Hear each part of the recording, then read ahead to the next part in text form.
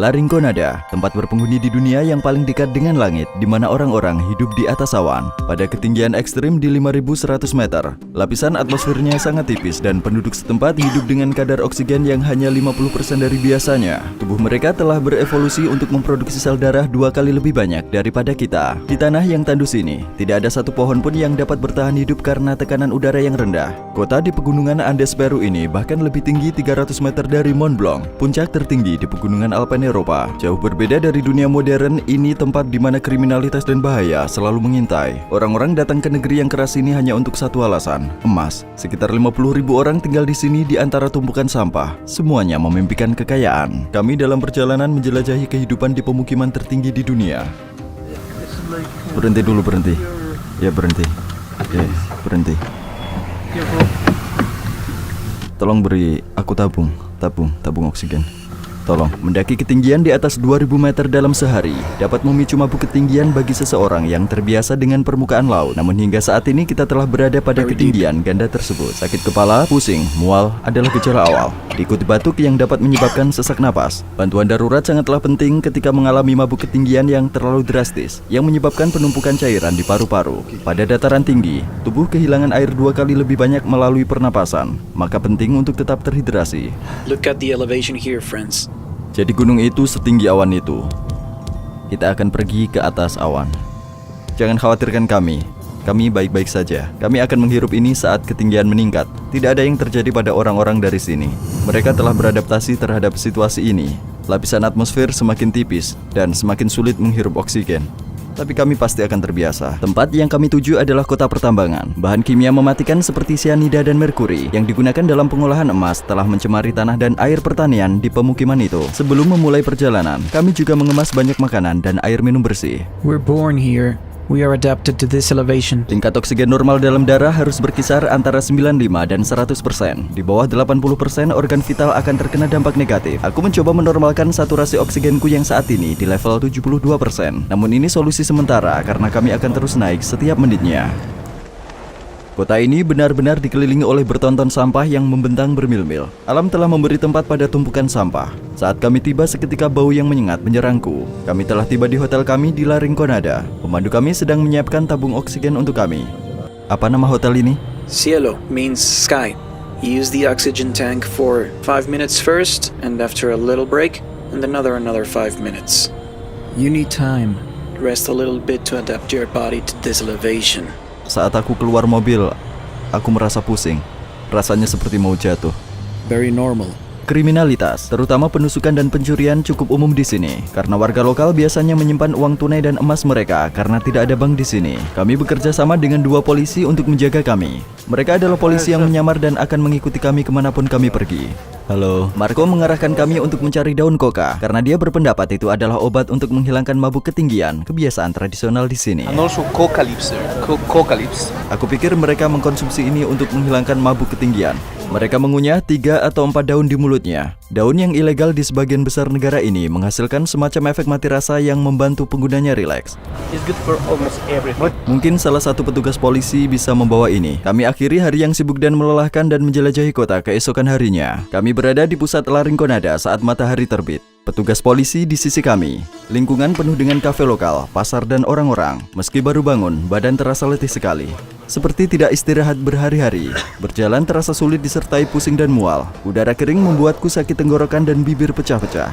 Saat malam berganti siang, tumpukan sampah di pinggir jalan semakin terlihat.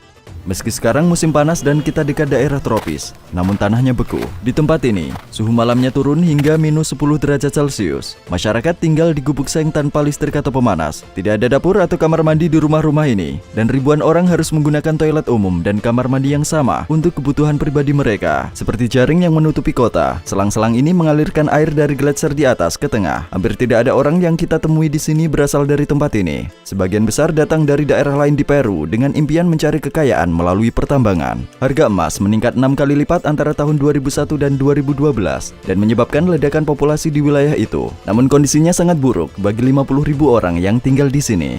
Belum ada upaya untuk mengembangkan infrastruktur yang sesuai dengan pertumbuhan populasi. Setiap hari, ribuan orang membuang sampahnya di jalanan yang tidak bisa dibedakan dengan tempat pembuangan sampah. Tak ada layanan dari pemerintah untuk mengambil sampah ini. Orang-orang mengurus dirinya masing-masing. Masalah paling menakutkan adalah kurangnya sistem pembuangan. Air limbah meluber ke jalanan begitu saja.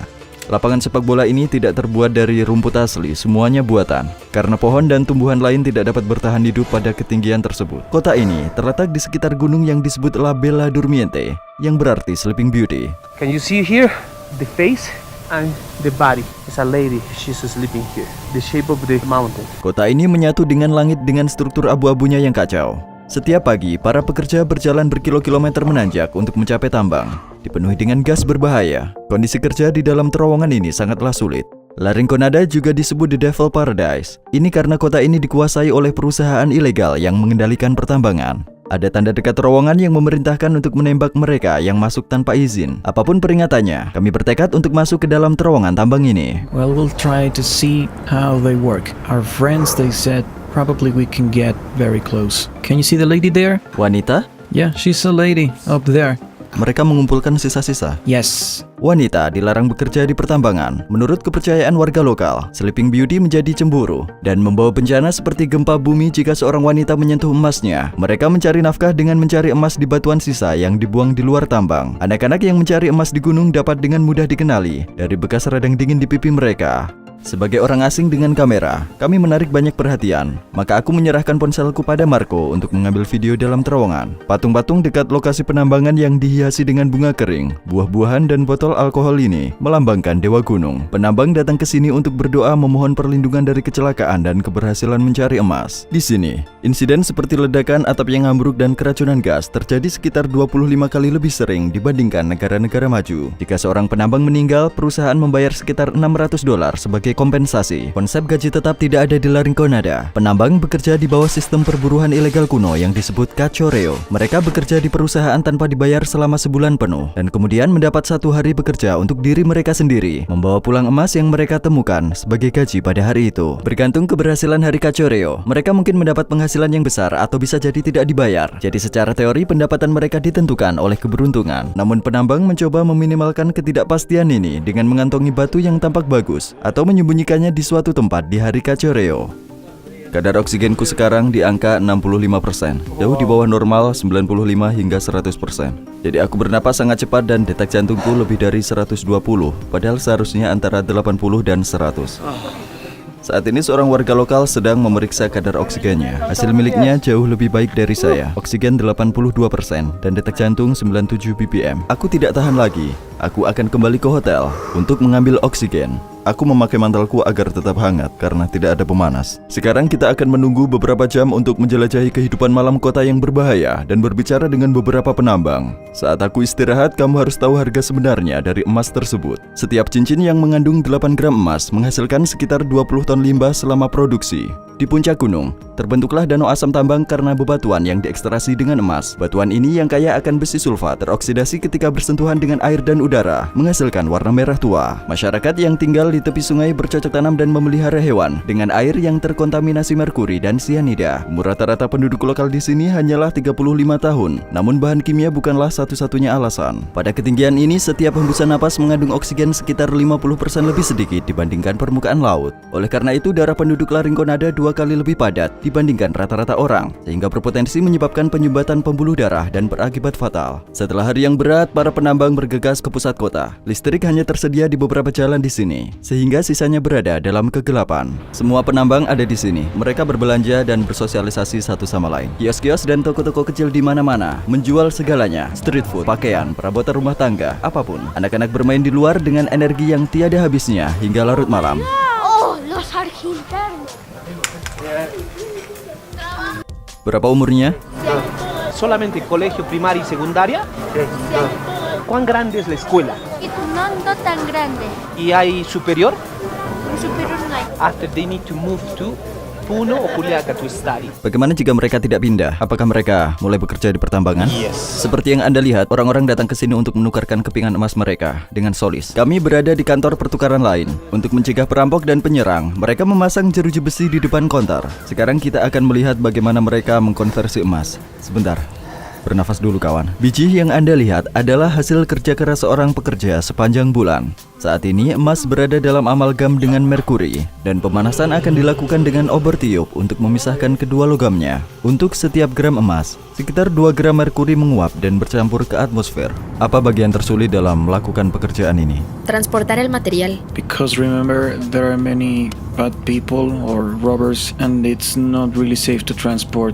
Apa yang dia sukai dari La Rinconada? En su mayoría no hay nada, porque como puedes ver, todas partes está contaminada. Bueno, puedes ganar bien. Di atas rata-rata nasional ya. Itu sebabnya orang-orang datang ke sini. Campuran teh herbal berbeda juga dikonsumsi untuk mengurangi gejala seperti sakit kepala dan kelelahan. We call emoliente. Terbuat dari apa ini? Water, different herbs, and syrup. It's really good. Try a little bit. Ini berat. Susah untuk diminum, kau tahu? We can't go more far. To there is no more electricity, no more lights. And it's better to stop here. Kebanyakan penambang menghabiskan uang hasil jerih payah mereka untuk alkohol dan kehidupan malam di jalan-jalan ini. Jika kondisi hidup dan kerja tidak membunuh seseorang, maka pisau dan AIDS yang membunuh. Klub malam adalah tempat paling berbahaya di La Rinconada. Di jalan ini terdapat bar, klub malam, dan beberapa pilihan PSK bagi pekerja tambang. Kami berada di pusat perdagangan manusia, perampokan, dan pembunuhan di La Rinconada.